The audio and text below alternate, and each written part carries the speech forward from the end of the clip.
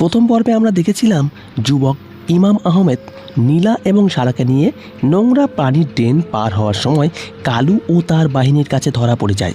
তখন কালু হুঙ্কার দিয়ে বলেছিল, হুজুর, হিন্দু নারীর প্রতি এত দরদ কেন? আজ তোমার শেষ খুতবার সময় নেই, মরার জন্য তৈরি হয়ে যাও। এইটা শুনে আহমেদ চোখ বন্ধ করে বিড়বিড় করে কিছু একটা পড়লেন। তখন কালু হুজুরকে আঘাত করার জন্য কুঠার উঁচু করল। এমন সময় ড্রেনের পানির ভেতর থেকে এক বিশাল কুমির লাফ দিয়ে বের হয়ে এলো। আসলে কুমিরটি এই ড্রেনের নোংরা পানিতেই বাস করত। রক্ত আর মানুষের গন্ধে সে ক্ষিপ্ত হয়ে উঠেছে। কুমিরটি এসেই কালুর পা কামড়ে ধরল। ফলে বেচারা কালু যন্ত্রণায় চিৎকার করে উঠল। আর সৈন্যরা ভয় পেয়ে দৌড়াতে শুরু করলো। ঠিক এই সুযোগে সারা আর নীলা ড্রেনের গভীরে ঢুকে পড়ল।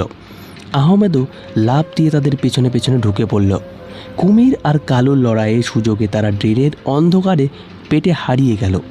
কিন্তু ড্রেনের ভিতরের পথটাও তাদের জন্য সোজা ছিল না, কারণ ভেতরে প্রচুর জোয়ারের পানি ঢুকতে শুরু করেছে। যদি তারা দ্রুত বের হতে না পারে তাহলে সবার শেষ সমাধি সেখানেই নিশ্চিত হবে। এভাবে কষ্ট করে কিছু দূর যাবার পর তারা দেখল সুড়ঙ্গর পথটা দুই ভাগে ভাগ হয়ে গেছে। এটা দেখে সারা বলল, ম্যাপে তো এটা ছিল না, এখন আমরা কোন দিকে যাব? তখন আহমেদ ডান দিকে সুড়ঙ্গের দিকে ইশারায় বললেন, বাতাস এই দিক থেকে আসছে, সুতরাং এটাই মুক্তির পথ হতে পারে। অতঃপর তারা ডান দিকে এগোতে শুরু করলো। কিন্তু খানিকটা যাওয়ার পর দেখলো পথটা লোহার গরাদে আটকানো, আর ওপাশ থেকে পানি হু হু করে ঢুকছে। ফলে তারা ফাঁদে পড়ে যায়। ধীরে ধীরে পানি বাড়তে বাড়তে কোমর পর্যন্ত হয়ে যায়। এই দৃশ্য দেখে নীলা এবং সারা ভয়ে কান্না শুরু করলো। কিন্তু আহমেদ ভয়কে জয় করে লোহার গরাদগুলো ধুয়ে ঝাঁকানি দিলেন। কিন্তু না, ভাঙবে তো, বহুদূর নড়ছেই না। ঠিক তখন পানির নিচ থেকে কিছু একটা আহমেদের পায়ে পেঁচিয়ে ধরল। আহমেদ পায়ের দিকে তাকিয়ে দেখলেন এটা একটা অজগর সাপ। আহমেদ সাপটিকে ছাড়ানোর জন্য বারবার আঘাত করলেন, কিন্তু সাপের যেন কিছুই হচ্ছে না। এমন সময় সারা কোমরের খাপ থেকে তার ছোরাটা বের করলো এবং এক হাতে লোহার গরাদ ধরে সে অন্ধের মতো সাপের ওপর ছোড়া চালালো। ফলে সাপটি নিরুপায় হয়ে যন্ত্রণায় আহমেদকে ছেড়ে দিয়ে পালালো। তখন সারা চিৎকার করে বলল, হুজুর, পানি বেড়েই যাচ্ছে, যেভাবেই হোক এই গরাদ ভাঙতেই হবে। তখন আহমেদ ছড়ির ঝাড়া দিয়ে প্রস্তুত হলেন। অতঃপর তিনজন মিলে মরিচা ধরা গরাদগুলো ধরে শরীরের সর্বশক্তি দিয়ে ধাক্কা দিতে শুরু করলেন। এভাবে 1, 2, 3 ধাক্কা দেওয়া হলো। ফলে পানির চাপে এবং তাদের ধাক্কায় কর্কট শব্দে নিচে পাথর ভেঙে গরাদটা একদিকে হেলে পড়ল। এমন একটা ফাঁক তৈরি হলো যা দিয়ে একজন মানুষ কোনো মতে যাতায়াত করতে পারে। অতঃপর সারা, নীলা এবং আহমেদ একে একে বের হলেন। কিন্তু তারা যেখানে বের হয়েছে সেটা নদীর মোহনা। চারপাশ ঘন হোগলা বন আর কাটার ঝোপে ভরা। তাই তারা কাদা মারিয়ে ডাঙ্গায় উঠল। ক্লান্ত শরীর আর ভেজা কাপড় নিয়ে তারা কোনো মতে বালুর ওপর গিয়ে ধপ করে বসে পড়ল। তখন নীলা বলল, মরতে হলে মরে যাব, তবুও আমি আর এক পাও নড়তে পারবো না। কিন্তু সারা এদিক ওদিক তাকাচ্ছিল। সে অস্থির হয়ে বলল, নৌকাটা তো এখানেই থাকার কথা। একটা ছোট ডিঙ্গি নৌকা আমি নিচে লতাপাতা দিয়ে ঢেকে রেখেছিলাম, সেটা খুঁজে পেলেই হবে। অতঃপর সারা ঝোপের আড়ালে দৌড়ে গেল, কিন্তু সেখানে গিয়ে দেখলো নৌকাটা আছে, কিন্তু তার তলাকে যেন কুঠার দিয়ে ভেঙে চুরমার করে দিয়েছে। এটা দেখে আহমেদ বললেন, তার মানে ওরা জানতো আমরা এদিকে আসব? আমাদের মধ্যে কি কোনো বিশ্বাসঘাতক আছে? এই কথা শুনে সারা দাঁতে দাঁত চেপে বলল, না, কিন্তু জালেম খানের গুপ্তচর সব জায়গায় আছে। হয়তো আমার আসার পথ কেউ দেখে ফেলেছিল। এমন সময় হঠাৎ নদীর বাতাস চিরে একটা তীর এসে পিছনের গাছে বিঁধল। আহমেদ তাকিয়ে দেখল দূরে নদীর বাঁক ঘুরে দুটো দ্রুতগামী ছিপ নৌকা এগিয়ে আসছে। এটা দেখে আহমেদ বললেন, এখন আমরা কি করব? নদী পথে পালানো তো সম্ভব নয়, এখন আমাদের জঙ্গলে ঢুকতে হবে। এই কথা শুনে সারা বলল, কিন্তু হুজুর, এই জঙ্গল তো অভিশপ্ত, এটাকে স্থানীয়রা কাল ভৈরবের জঙ্গল বলে শোনা যায়। যারা এখানে ঢোকে তারা আর ফিরে আসে না। তখন আহমেদ বললেন, আমাদের সামনে নিশ্চিত মৃত্যু আর পেছনে অনিশ্চিত বিপদ। আমি অনিশ্চয়তাকেই বেছে নিলাম, চলো জঙ্গলে যাই। অতঃপর তারা হোগলা বন পেরিয়ে গভীর জঙ্গলের দিকে ছুটতে শুরু করলো। পেছনে উড়ন্ত তীরের বৃষ্টি জঙ্গলের দিকে দৌড়াচ্ছে। জঙ্গলের ভেতরে প্রবেশ করে দেখা গেল জঙ্গলটা আসলেই অদ্ভুত। গাছগুলো বিশাল এবং কালো, সূর্যের আলো সেখানে তেমন একটা পৌঁছায় না। বাতাসের শব্দে মনে হয় কেউ যেন ফিসফিস করে কথা বলছে। মাটির নিচে গাছের শিকড়গুলো সাপের মতো ছড়িয়ে আছে। কিছু দূর যাওয়ার পর তাদের মনে হলো সৈন্যরা পিছু ছেড়েছে, তাই তারা একটা বিশাল বটগাছের নিচে এসে থামল। তিনজনই ক্লান্তিতে ভেঙে পড়েছে। তখন নীলা হাঁপিয়ে হাঁপিয়ে বলল, ওরা আসছে না কেন? ওরা কি আমাদের ছেড়ে দিল? এটা শুনে সারা বলল, ওরা জঙ্গলের সীমানা পার হবে না, কারণ ওরা জানে এই জঙ্গলে মানুষ খেকো দস্যু আর বুনো জন্তুর চেয়েও ভয়ঙ্কর কিছু আছে। তখন আহমেদ নিঃশ্বাস ছেড়ে বললেন, আল্লাহ যেহেতু আমাদের এই পর্যন্ত এনেছেন, তিনিই পথ দেখাবেন। আমাদের এখন আগুন জ্বালাতে হবে এবং কিছু খাবার জোগাড় করতে হবে। শরীর গরম না করলে অসুস্থ হয়ে পড়ব। এটা শুনে সারা বলল, আগুন জ্বালানো যাবে না। ধোঁয়া দেখলে জঙ্গলের ভেতরের বিপদ আমাদের খুঁজে পাবে। এমন সময় হঠাৎ জঙ্গলের গভীর থেকে ঢাকের শব্দ ভেসে এলো। গুরুম গুরুম গুরুম, এক ভুতুরে শব্দ। এই শব্দ শুনে আহমেদ বললেন, আশেপাশে কি মানুষের বসতি আছে? তখন সারা ফিসফিস করে বলল, না, এটা তান্ত্রিকদের আস্তানা কিংবা নরখাদকদের ডেরা হতে পারে। আমাদের দ্রুত এখান থেকে সরে যেতে হবে। কিন্তু তারা নড়ার আগে চারপাশের গাছ থেকে টুপ টুপ করে কিছু একটা পড়তে শুরু করলো। প্রথমে মনে হলো ফল, কিন্তু ভালো করে তাকিয়ে দেখলো এগুলো মানুষের কঙ্কালের হাড়। এই দৃশ্য দেখে আহমেদ, নীলা আর সারা চমকে উঠল। তারা দেখলো গাছের ডালগুলোতে বসে আছে ডজন খানেক বানরের মতো দেখতে প্রাণী, কিন্তু তাদের হাতে বর্ষা আর গায়ে ছালের পোশাক। এরা মানুষ কিন্তু বন্য। অতঃপর বন্য মানুষগুলোকে তাদেরকে ঘিরে ফেলল। তাদের উচ্চতা কম কিন্তু শরীর পেশিবহুল। এক পর্যায়ে তাদের একজন সর্দার এগিয়ে এলো, তার গলায় হাড়ের মালা। অতঃপর সে অদ্ভুত একটি ভাষায় কিছু একটা বলল। তখন সারা আহমেদকে বলল, এরা বন্যমান মানুষ, গোত্র এদের ভাষা আমি বুঝি না। এমন সময় সর্দার আহমেদের দিকে বর্ষা তাক করে কিছু একটা নির্দেশ দিল। তখন আহমেদ বুঝতে পারলেন এরা তাদেরকে বন্দি করেছে এবং নীলাই এদের মূল লক্ষ্য। ফলে আহমেদ শান্তভাবে দুই হাত তুলে আত্মসমর্পণ করলেন, কারণ তিনি জানেন শক্তি দিয়ে এদের সাথে পারা যাবে না, বুদ্ধি খাটাতে হবে। অতঃপর আহমেদ আরবিতে উচ্চস্বরে আজান দিতে শুরু করলে জঙ্গলের নিস্তব্ধতা ভেঙে সেই সুমধুর সুর ছড়িয়ে পড়ল, আল্লাহু আকবার, আল্লাহু আকবর। এই সুর শুনে বন্য মানুষগুলো থমকে গেল। তারা এমন সুর আগে কখনো শোনেনি। সর্দার অবাক হয়ে আহমেদের দিকে তাকিয়ে রইল এবং বর্ষাটা নামিয়ে নিল। তখন আহমেদ আজান শেষ করে ইশারায় বোঝালেন তারা আকাশের দেবতার লোক। তিনি আকাশের দিকে আঙ্গুল তুললেন, কিন্তু সর্দার এতে ক্ষান্ত হলো না। অতঃপর হাত পা না বেঁধে তাদেরকে এক প্রকার জোর করেই নিয়ে যাওয়া হলো জঙ্গলের গভীরে। অনেকটা পথ হাঁটার পর তারা এক বিশাল গুহার সামনে এসে পৌঁছালো। গুহার মুখে বড় বড় মশাল চলছে। অতঃপর গুহার ভেতরে প্রবেশ করতেই তারা এক অভাবনীয় দৃশ্য দেখল। গুহার ভিতরে এক বিশাল পাথরের সিংহাসন, আর সেই সিংহাসনে বসে আছে এক দীর্ঘদেহী মানুষ। তার পরনে বাঘের ছাল, হাতে ত্রিশূল, কিন্তু তার মুখমণ্ডল কোনো বন্য মানুষের মতো নয়। তার চেহারায় আভিজাত্য আছে, কিন্তু এক চোখের ওপর দিয়ে গভীর কাটা দাগ চলে গেছে। লোকটা তাদেরকে দেখে উঠে দাঁড়ালো এবং সে পরিষ্কার ভাষায় বলল, ইমাম আহমেদ আর বণিক কন্যা নীলা, তোমরা এখানে এসেছো, কি সৌভাগ্য আমার। এই কথা শুনে আহমেদ অবাক হয়ে বললেন, আপনি আমাকে চেনেন? তখন লোকটা অট্টহাসি দিয়ে বলল, কে বলল চিনব না? আমি যে একসময় জালেম খানেরই সেনাপতি ছিলাম। নাম আমার বীরভদ্র। আজ আমি এই জঙ্গলের রাজা। জালেম খান আমাকে মারার জন্য এই জঙ্গলে পাঠিয়েছিল, কিন্তু আমি এই বন্যদের বশ করে এখন নিজের রাজত্ব করছি। এটা শুনে নীলা ভয়ে ভয়ে বলল, তাহলে কি আপনি আমাদেরকে জালেম খানের কাছে ধরিয়ে দেবেন? বীরভদ্র নীলার থুপ কাছে এসে দাঁড়িয়ে বলল, জালেম খান আমার শত্রু, তার শত্রুরা আর যাই হোক আমার শত্রু নয়। এটা বলে সে নীলার চিবুক স্পর্শ করতে গেল, কিন্তু আহমেদ দ্রুত সামনে এসে দাঁড়িয়ে বললেন, হাত সরাও বীরভদ্র, তুমি একসময় যোদ্ধা ছিলে, এখন কি ডাকাত হয়ে গেছো? এইটা শুনে বীরভদ্রের চোখ জ্বলে উঠল। সে খপ করে আহমেদের গলা চেপে ধরল এবং এক হাতে তাকে শূন্যে তুলে ফেলল এবং বলল, আমার গুহায় দাঁড়িয়ে আমাকে জ্ঞান দিচ্ছ হুজুর? আমি ডাকাত নই, আমি প্রতিশোধক। আমি আর এই মেয়েটি আমার প্রতিশোধের চাবি। জালেম খান এই মেয়েকে বিয়ে করতে চেয়েছিল, তাই না? আমি একে বিয়ে করব।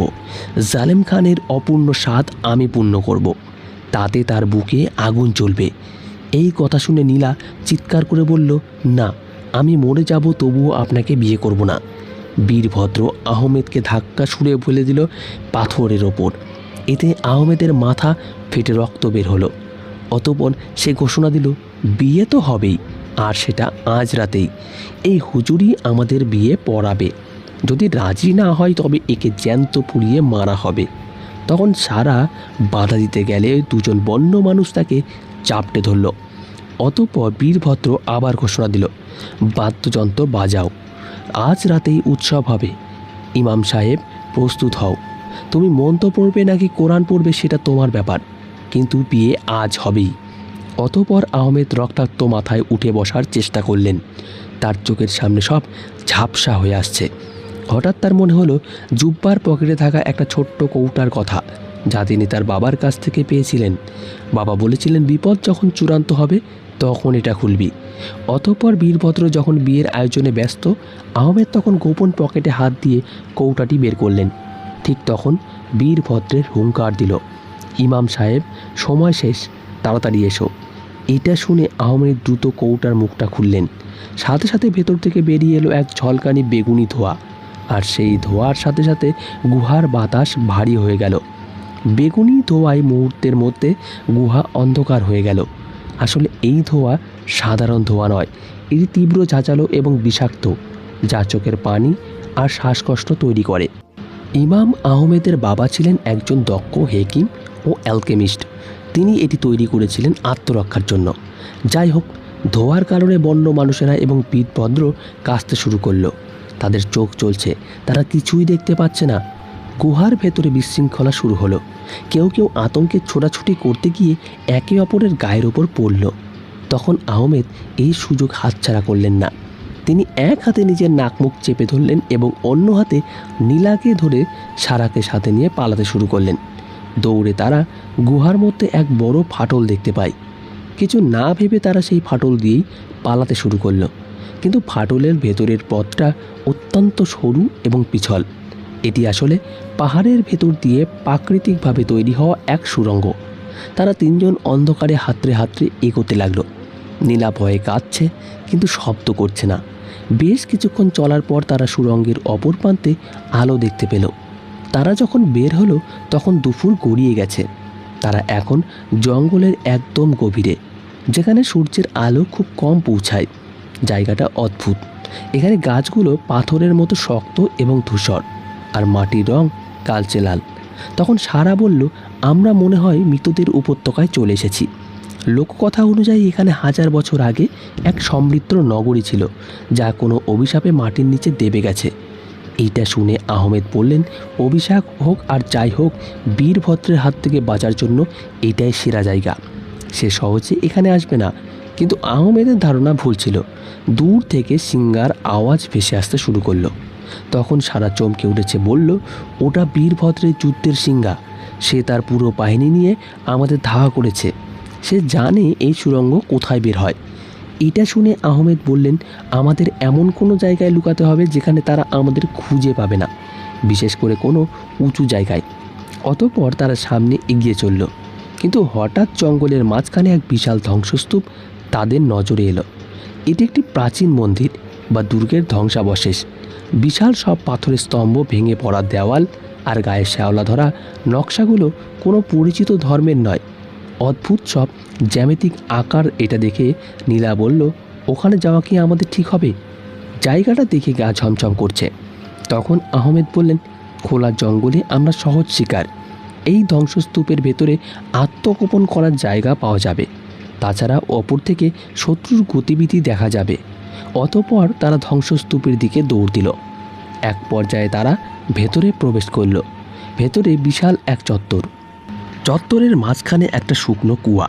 তারা যখন ভেতরে ঢুকলো তখন পেছনের জঙ্গল থেকে বন্য মানুষের কোলাহল শোনা যাচ্ছে। তারা হয়তো খুব কাছে চলে এসেছে। অতঃপর তারা মিনারের সিঁড়ি বেয়ে উপরে উঠতে লাগলো। সিঁড়িগুলো নড়বড়ে, যে কোনো সময় ভেঙে পড়তে পারে। তারা মিনারের মাঝামাঝি একটা বারান্দায় আশ্রয় নিল। এখান থেকে নিচের জঙ্গল দেখা যায়। এদিকে বীরভদ্র ধ্বংসস্তূপের সামনে এসে দাঁড়িয়ে অট্টহাসি দিয়ে বলল, হুজুর, তুমি নিজেই নিজের কবরে এসে ঢুকেছ। এই ধ্বংসস্তূপ থেকে কেউ জীবিত ফেরে না। নামো, নেমে এসো, আমি কথা দিচ্ছি সহজ মৃত্যু দেব। আহমেদ বারান্দার আড়াল থেকে দেখলেন বীরভদ্র একা নয়, তার সাথে অন্তত 50 জন সশস্ত্র যোদ্ধা। তাই সে বুঝে গেল লড়াই করে পালানো অসম্ভব। হঠাৎ নীলা আহমেদের হাত খামচে ধরে বলল, দেখুন তো, কুয়ার মধ্যে ওটা কি?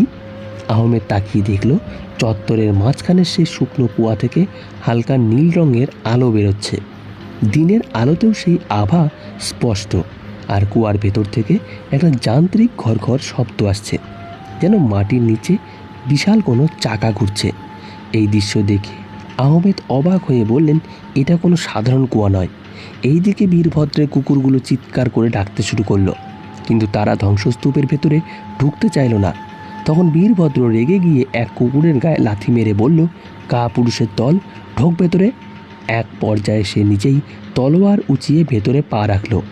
তার সৈন্যরাও তাকে অনুসরণ করলো।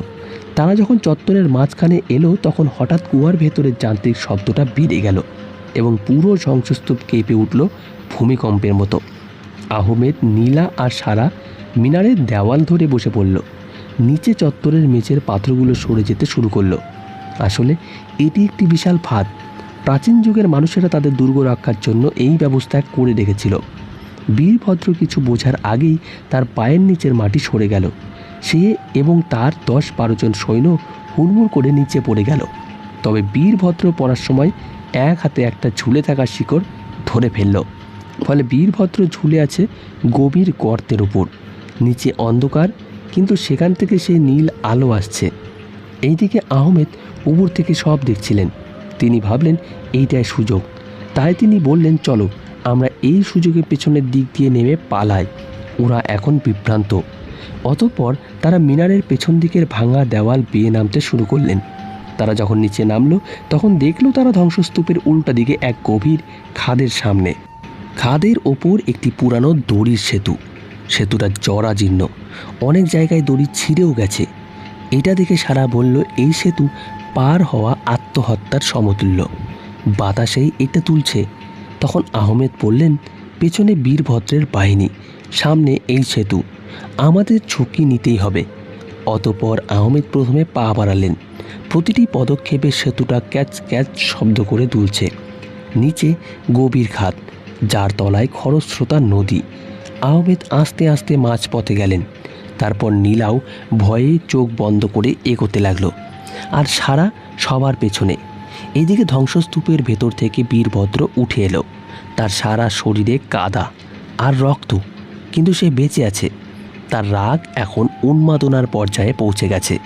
তাই সে তার সৈন্যদের আদেশ না দিয়ে নিজেই দৌড়ে এলো খাদের ধারে।